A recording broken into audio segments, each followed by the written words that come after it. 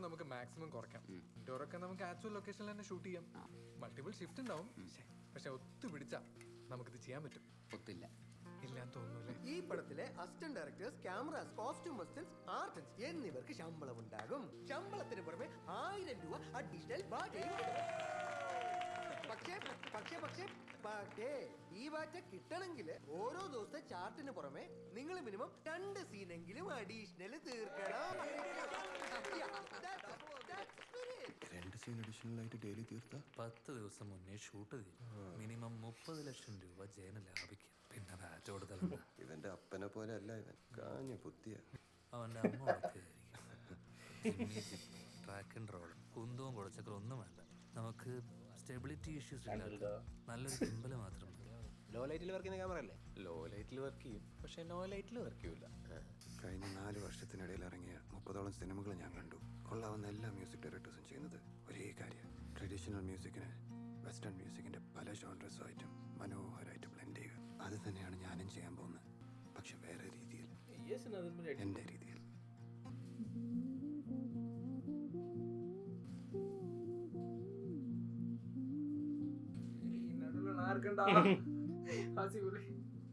ആനിയുടെ കെട്ടിയോന് നല്ല ആരോഗ്യമുണ്ട്.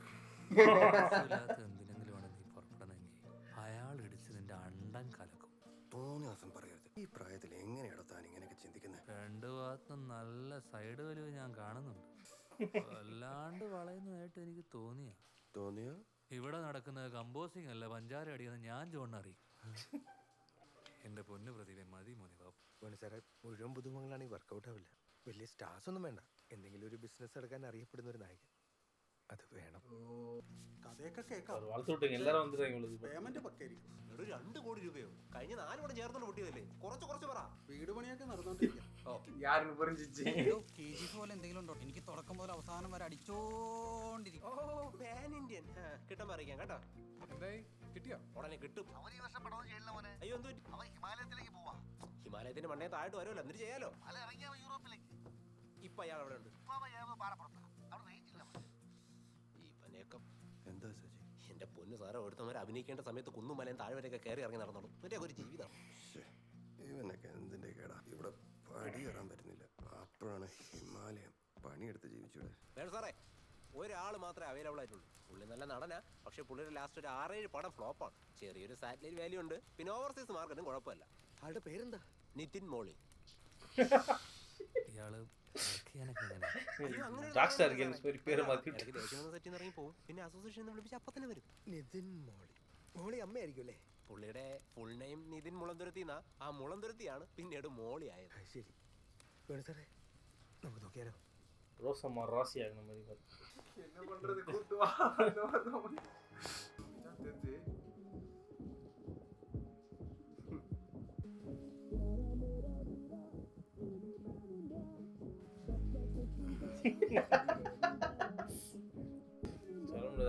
Super star அடுத்த பாட்டு இந்த மாதிரி தான் இருக்கும் போல.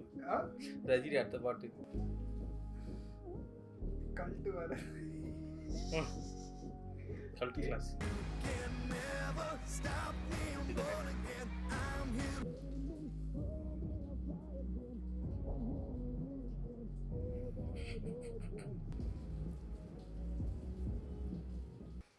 സർ, ഡയറക്ടർക്ക് ഒന്ന് കാണണമെന്ന് പറഞ്ഞു.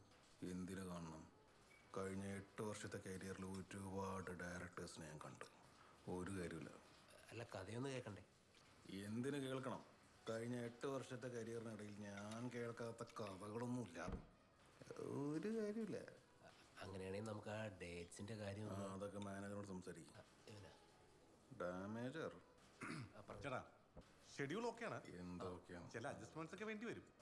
നിങ്ങൾ തന്നിരിക്കുന്ന ഡേറ്റ്സിനകത്ത് 3 ഇനാഗുറേഷൻ, 2 മാമോദിസ, ഒരു ചോറൂട് കുഴപ്പമില്ല. ചോറ് കൊടുത്തിട്ട് ചേട്ടൻ ഉച്ച അതിന് തിരിച്ചു വരുമല്ലേ? ഈ മാമോദീസും ചോറൂടും കൊണ്ട് എന്താണ് ഗുണം? കുഞ്ഞുങ്ങളെ അനുഗ്രഹിച്ചാൽ മതി, കാശും കിട്ടും. മുഴുവൻ ബ്ലാക്ക്. Very nice. സന്തോഷം. അപ്പൊ എല്ലാം ഓക്കെ അല്ലേ? ഓക്കെയാണ് സാർ, താങ്ക് യു. അപ്പൊ പിന്നെ എന്തിനാണ് ഇവിടെ നിൽക്കുന്നത്? എനിക്ക് ഭക്ഷണം കഴിക്കുന്ന സമയത്ത് സിനിമാക്കാരെ കാണുന്ന ഇഷ്ടമല്ല. ഞാൻ മനസമാധാനത്തോടെ പോത്തങ്കാലൊന്ന് കഴിച്ചോട്ടെ പ്ലീസ്. വണ്ടി എടുത്തോ. ലൈഫ് அப்படியே சிங்க் ஆகி இருக்கிற சொன்னாலா படம் வரல அவருக்கு எல்லாத்தையும் കേൾക്കാതെ കറിയാണ് ഞാൻ കേൾക്കാതെ ഒരു അമ്പലത്തിൽ പോയി പ്രാർത്ഥിച്ചു പ്രസാദം വേണു സാർ എവിടെ ready ready clapper sound roll camera action cut. Hello hello ഓ ആ പടം തുടങ്ങാ. താങ്ക് യു ഞാൻ വിളിക്കാട്ടോ. ശരി ശരി. ഇപ്പൊ വരും. വേണു സാറേ റെഡി അല്ലേ? റെഡി. Start action cut. നല്ലതൊക്കെ ഓർമ്മ ഉണ്ടോ? അതൊന്ന് അടി കൊളത്തി ചാടുമ്പോ നീയും കൂടി ചാടും. ഇത് എവിടെ കേട്ടിട്ടുണ്ടല്ലോ. എൻ്റെ പണി എനിക്ക് നന്നായിട്ട് അറിയാം. നീ നന്നായി പണിയൊന്നും എനിക്കും അറിയാം. വാ. ഇതെന്താ സാറേ ഇത്? ഇത്ര സീനിയറായ ഒരു ഡയറക്ടറെ കണ്ടിട്ട് ഇവർക്കൊക്കെ ഒരു ഗുഡ് മോർണിംഗ് പറഞ്ഞൂടെ? അറ്റ്ലീസ്റ്റ് ഒന്ന് ചിരിക്കെങ്കിലും ചെയ്തൂടെ? നാളെ നോക്കിക്കോ. ആ കൊളസ്ട്രോളിന്റെ ഇതാ സാർ, ബിപിയുടെ ഇതാ ബ്ലഡ് തിന്നർ ദേ ഇൻസുലേഷൻ എടുത്തായിരുന്നു. ഇൻസുലേഷൻ അല്ല ഇൻസുലിൻ. നാളെ എടുക്കാം. ഞാൻ ചേച്ചിനെ വിളിച്ച് പറഞ്ഞേക്കാം. ഇന്ന് തന്നെ എടുക്കാം. കുറച്ച് കഴിയട്ടെ. ശരി. ദേ കപ്പലാണ്ടി മിഠായി, ലഡു, പിന്നെ തേൻ മിഠായി ഇതൊന്ന് ചേർന്ന് കൊടുത്തേക്കരുത്. ഓക്കെ? എനിക്കൊരു ഓറഞ്ച് ജ്യൂസ് എടുത്തോ. അതിലിട്ടോളെ. ഇവനാണോ മുതലാളി അതോ ഞാനാണോ മുതലാളി? എല്ലാ അസുഖം ഉണ്ടല്ലോ. ഞാൻ ആരാധന വിചാരിച്ചേ. New kid in the block. താൻ അങ്ങോട്ടേക്കാടെ പോകുന്നു? സാർ ലൊക്കേഷനിലേക്ക്. ലൊക്കേഷനിലേക്ക് എന്തിനാണ് പോകുന്നത്? ഞാൻ ആർട്ടിസ്റ്റ് അല്ലേ? കാരവനിലേക്ക് വിടും. കറുപ്പ് സാർ ചായ കോഫി ഒള്ളി പെപ്സി. റീൽസിനുള്ള കിട്ടിയ സ്ലോ മോഷൻ ഇത് വൈറലാവും. കോപ്പ്. ഇതിനല്ലേ നീ കഴിഞ്ഞ പ്രാവശ്യം പറഞ്ഞത്? പോണേ കാലത്തന്നെ മൂടുകളാണ്. Sir morning sir. നമുക്ക് ആ ഡയറക്ടർ സാറിനെ ഒന്ന് കണ്ടിട്ട് വന്നാലോ? ഡയറക്ടർ ഇപ്പൊ കുഴപ്പമില്ല സാർ, ഒന്ന് കണ്ടേക്കാം. എവിടെയാണ്? ദേ താഴെയുണ്ട്. അന്ന് മുകളിലേക്ക് വരാതെ. വേണ്ട ഒറ്റ എണ്ണത്തിനകത്ത് പിള്ളേരവിടെ നിന്നൊരു കുഴപ്പമില്ല. ബാക്കി എല്ലാരും വിട്. ആ ഇരിക്കുന്നതാണ് സാർ ഡയറക്ടർ. കൊള്ളാലോ, ചെറുപ്പക്കാരനാണല്ലോ. ഗുഡ് സാർ അതല്ല, തൊട്ടപ്പുറത്ത് ഇരിക്കും.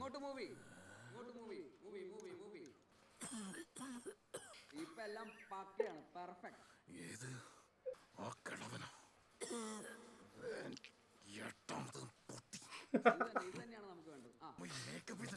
കേട്ടോ ഫ്ലോപ്പ്. അവിടെ എന്താ ഒരു ബഹളം? അതാ നിതിൻ മോളിവുഡ് വന്ന. Venu sir framing vice okay ആണോ? നന്നായിട്ടുണ്ട്. പ്രദീപ് ആർട്ടിസ്റ്റ് എവിടെ? ബെസ്റ്റ് ആക്ടർ അല്ലേ? Youth icon. ആ ശരി, ടിക്കറ്റ് അയച്ചോ. ഈ സ്ക്രിപ്റ്റ് വായിച്ചത് യൂത്ത് ഐക്കൺ വളരെ ഫ്രണ്ട്ലി ആയിട്ടുള്ള ഏതാണ്ട് വരണം. ആലുവ. പക്ഷേ പിടിക്കണമെന്നില്ല. ചെറിയൊരു ഷെയ്ഡ് വന്നാ പൊസിഷനൊക്കെ പ്രദീപ് കാണിച്ചിരും. പ്രദീപ് ആരാവൻ? ഞാനാവൻ. റിഹേഴ്സൽ വേണോ? ആർക്ക്? അങ്ങനെയാണെങ്കിൽ ടേക്ക് പോവാം. All the best. ആ പ്രദീപിന്റെ പൊസിഷൻ കാണിക്കാൻ പറ. എന്താണ് ഫസ്റ്റ് ഷോട്ട്? സാർ ഇങ്ങനെ നടന്ന് മെയിൻ ലോബിയിൽ എത്തി കഴിയുമ്പോൾ അവിടെ അകത്തോട്ട് കയറി കഴിയുമ്പോൾ അവിടെ പടിയിലിരിക്കുന്ന കോയർ ഗ്രൂപ്പിലിരുന്ന കുട്ടികളെ ശ്രദ്ധിച്ച് മുമ്പോട്ട് നടന്നു പോകുമ്പോൾ കോറിഡോറിൽ കുറച്ച് ടീച്ചേഴ്സിനെ കാണും. Male or female? Full male sir. ടീച്ചേഴ്സിനെ കണ്ട് നേരെ അകത്ത് കയറി ക്ലാസ് റൂമിലുള്ള കുട്ടികൾ കണ്ട് വിഷ് ചെയ്തിട്ട് തിരിയുമ്പോഴാണ് അതിലൊരു കുട്ടീനെ കണ്ട് സാറിന്റെ റിയാക്ഷൻ ചേഞ്ച് ആവുന്നത്. ഇത്രയാണ് സാർ ഫസ്റ്റ് ഷോട്ട്. ഇത് മൊത്തം സിംഗിൾ ഷോട്ടാണോ? സിംഗിൾ ഷോട്ടാണ് സാർ. എടോ റീടേക്ക് എടുത്ത് മരിക്കില്ലോടോ. ഈ പറയുന്ന ജൂനിയർ ആർട്ടിസ്റ്റ് ഒക്കെ തത്തളവിത്തല നടക്കണം. ക്യാമറയുടെ കൊറിയോഗ്രാഫി മൂവ്മെന്റ് കറക്റ്റ് ആവണം. പടത്തിന്റെ ആദ്യത്തെ ഷോട്ടൊക്കെ വല്ല സിമ്പിളായിട്ട് വെച്ചുകൂടെ? സാർ കോംപ്ലിക്കേറ്റഡ് ആയിട്ടുള്ളത് ഫസ്റ്റ് തീർത്ത് കഴിഞ്ഞാൽ ബാക്കി സിമ്പിളായിട്ട് തീർക്കാന്നാണ് വേണു സാർ പറയുന്നത്. അതൊരു പുരാവസ്തുവാണ്. പുരാവസ്തു അല്ല സാർ, പഴയ പുലിയാണ്. Get ready for take. അവരോട് പട്ടിഷോ കാണിക്കാതെ മാറിക്കാൻ പറ. കുറെ നേരായി. രാവിലെ ജോലി വന്നാൽ ജോലി ചെയ്യണം. അല്ലാതെ കൂടെ ജോലി വന്നവരെ വെറുപ്പിക്കല്ല. മനസ്സിലായി? ഇവനെ വിലക്കിയാലോ? പ്രദീപ് എല്ലാവരും റെഡി അല്ലേ? Ladies get ready. Vedu sir waiting for you call. Shall I get banned, bro? Sound rolling. Shall I get him banned? Banned. Camera Rolling, sir. clap in, clap out, background action, Ready one. Okay, sir. Go. Go. action. Morning. Okay, copy. പാടിക്കോ.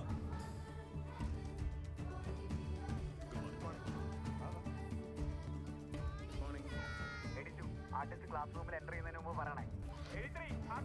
Okay, copy. മക്കളെ സംസാരിച്ചോ പൊട്ടിച്ചിരിച്ചോ.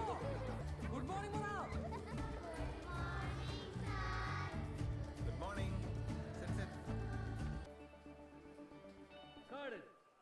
Relax ചെയ്യണേ മക്കളെ. One more reset. Shot okay. Okay. Not okay. Shot ഓക്കെയോ?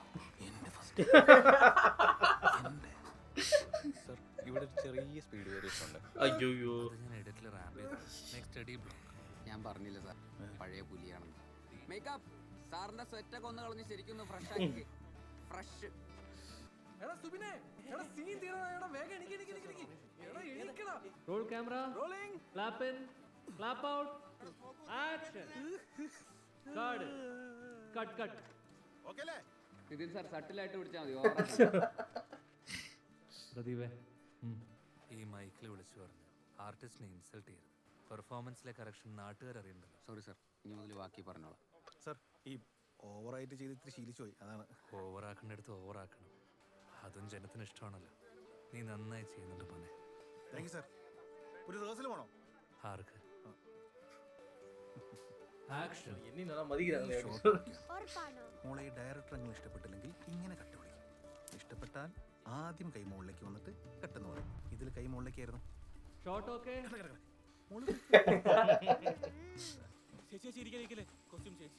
നേരം വെളുത്തപ്പോ തൊട്ട് Low budget ല് കൊണ്ടുവരാൻ.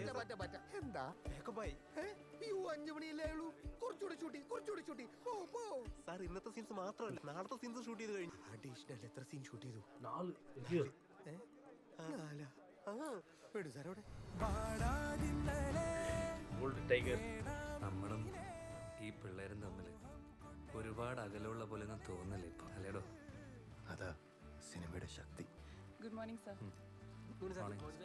First day വരുമ്പോൾ വിചാരിച്ചതിനേക്കാളും നന്നായിട്ട് കാര്യങ്ങൾ മുന്നോട്ട് പോയി. 16 ദിവസം കൊണ്ട് തീർക്കേണ്ട സീനുകൾ ഞങ്ങൾ 10 ദിവസം കൊണ്ട് തീർത്തു.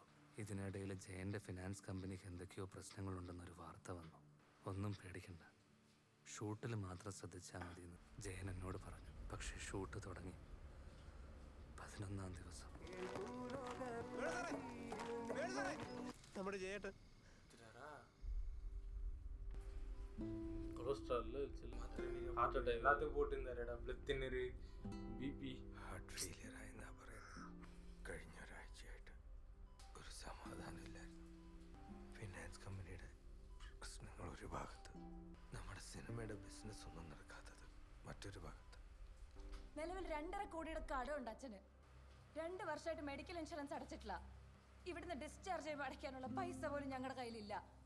നമ്മളതൊക്കെ ഓർത്ത് വിഷമിക്കണ്ട. ഞങ്ങൾക്കൊക്കെ തന്നിട്ടുള്ള അഡ്വാൻസ് ഉണ്ട്. ഞങ്ങളെല്ലാവരും ഉണ്ട് നിങ്ങളുടെ കൂടെ. ജയൻ പഴയതുപോലെയായി പ്രശ്നങ്ങളൊക്കെ ഹാൻഡിൽ ചെയ്യാൻ പറ്റുന്ന ഒരു അവസ്ഥയിലായിട്ടേ ഞങ്ങൾ ഇനിയും പടം ചെയ്യുന്നുള്ളൂ. അങ്കിളെ, പറയുന്ന കാര്യം വിഷമിപ്പിക്കുന്ന എനിക്കറിയാം.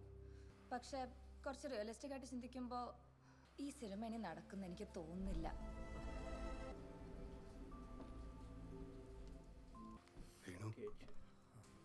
പോണെന്ന് തെരില്ല.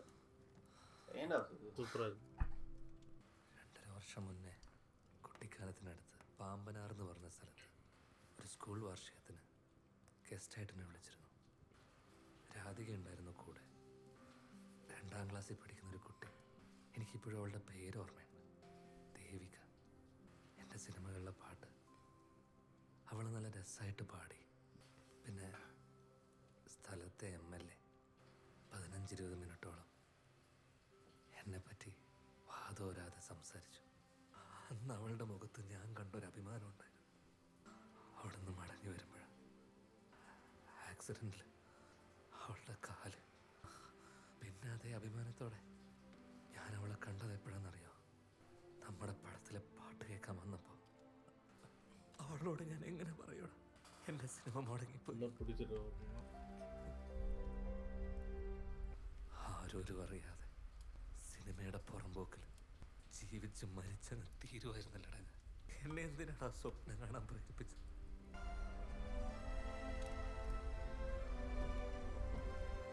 അന്ന് രാത്രിക്ക് ശേഷം പിന്നെ ഞാൻ മുരളിയെ കണ്ടിട്ടില്ല. പിന്നെ സിനിമ നടന്നില്ലേ സർ? നടന്നു. Because of 1 drunken mistake. ഒരേ ഒരാൾ കാരണം. നിതിൻ മോളി. இந்த காசி ப்ரோமோ பார்த்த மாதிரி இருந்துச்சு. മട്ടൻ എങ്ങനെയുണ്ട് കേട്ടാ? தலைவர் வெயிட் போட்டு மட்டன் சாப்பிட்டு ഫുഡെല്ലാം എനിക്ക് ഇഷ്ടമാണ്. പക്ഷെ എനിക്കൊന്നും ഒന്നിൻ്റെയും ടേസ്റ്റ് കിട്ടുന്നില്ല. എന്ത് പറ്റി ചേട്ടാ? ഞാൻ തകർന്നിരിക്കുകയാണ് ഋഷികേഷ്. ആരാണ് എനിക്ക് പേരിട്ടത്? സോറി ചേട്ടാ. It's okay. എല്ലാം നമ്മുടെ തെറ്റൊന്നുമല്ല. அவன் படம் படுத்துன்னு ஒன்று இது கம்போஸ் பண்ணாரு. വേറെ ഒരു പടം പാട്ട് ഓ പണ്ണാരടാ പ്രതീക്ഷ മുഴുവൻ ഫസ്റ്റ് ആണ് ഇതില് ജീവിതഗാഥകള്. നീ പാട്ട് കേട്ടോ? എങ്ങനെയുണ്ട്? വെറുതെ പയറാണ് കേട്ടോ. തീയാണ് പാട്ട്, തീയാണ് സ്ക്രിപ്റ്റ്, തീയാണ് ഡയറക്ടർ, തീയാണ് ഇതിന്റെ ക്രൂ. പക്ഷെ പടം ഇടിച്ച പോലെ തന്നെ. Why ചേട്ടാ? Because I am an outsider. I have no support. I have no godfather. God damn it. അതെ. നിലവാരമുള്ള നല്ല സിനിമ ചെയ്യണമെന്ന ആഗ്രഹത്തോട് തന്നെയാണ് മലയാള സിനിമയിൽ വന്നത്. പക്ഷേ ഇതിനകത്ത് വന്നപ്പോൾ ഇവിടെ എന്താ കോക്കസ്, ബെൽറ്റ്, ഗ്രൂപ്പിസം, ഫേവറിറ്റിസം, കുറെ നേരം സിംഗു മഹത്ത് അവന്റെ മകനും ഇവന്റെ മകനും മറ്റവന്റെ മകനും കൂടിയല്ലേ ഇപ്പം മലയാള സിനിമ ഉണ്ടാക്കുന്നു. ഇവിടെ എന്റേതായ സ്ഥാനം ഉണ്ടാക്കാൻ വേണ്ടി ഞാൻ എടുക്കുന്ന സ്ട്രെസ്സിന്